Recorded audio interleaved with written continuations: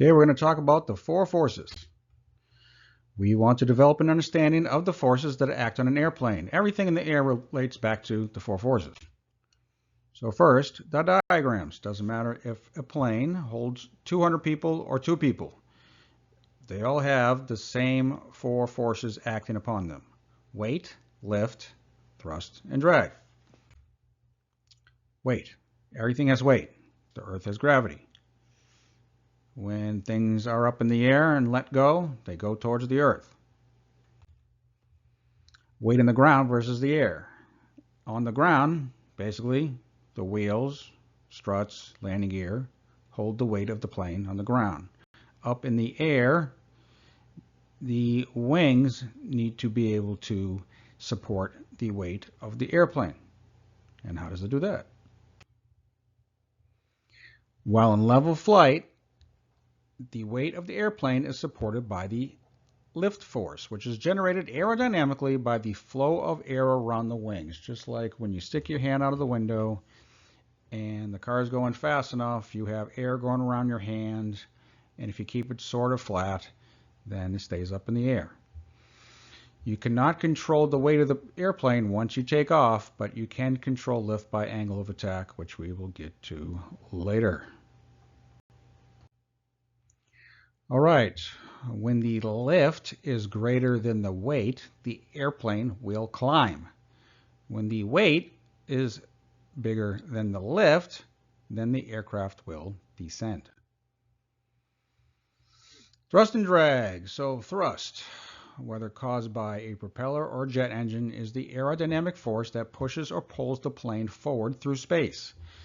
As the airplane moves through the air, it will experience a retarding force known as drag, which, unless counteracted, will cause the airplane to decelerate and lose speed.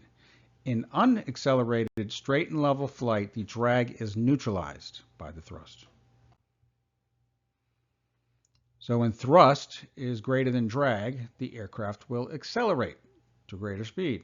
When drag is higher than thrust, aircraft will decelerate to a slower speed. So I saw this at the museum in downtown Atlanta. It says that Wilbur observed the flight of turkey vultures while designing his airplanes. And how do birds fly? In the same respects, the four forces.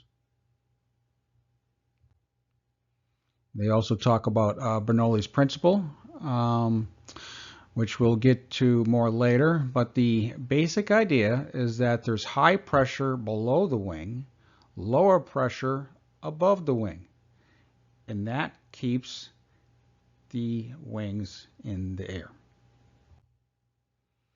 Types of drag. There's basically two types of drag. Parasite drag, which greatly affects the airplane when going fast, and induced drag, which greatly affects the airplane when going slow. And then you'll see a graph that shows total drag, adding the two drags together at any airspeed.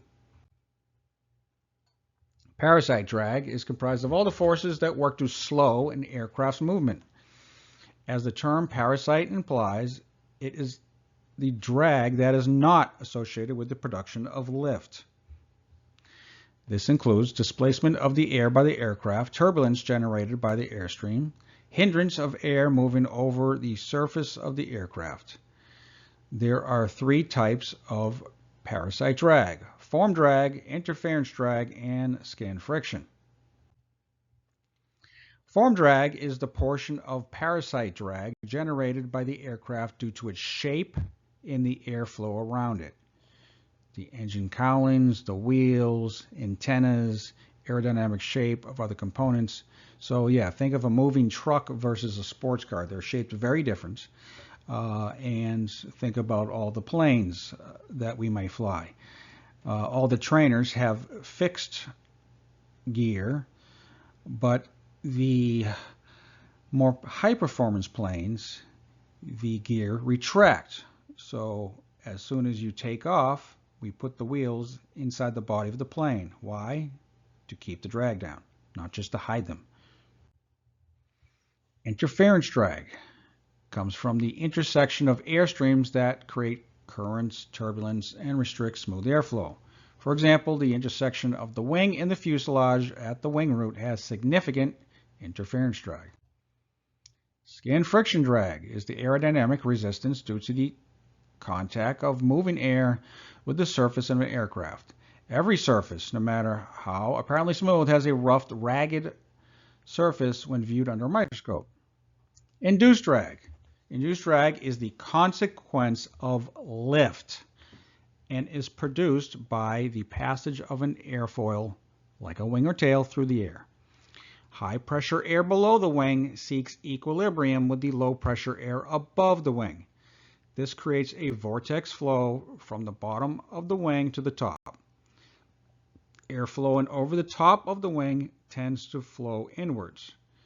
Air flowing below the wing tends to flow outwards. State of equilibrium. In unaccelerated straight and level flight, forces are equal and opposite, canceling each other out. The resultant force acting on the airplane is zero, and it will neither accelerate nor decelerate. Weight equals lift, drag equals thrust. So, as you see in this diagram that I saw in the book, you have an old biplane and has lots of thrust, big, heavy, loud engines, lots of horsepower, but that also has a lot of drag. That is the opposite of the thrust.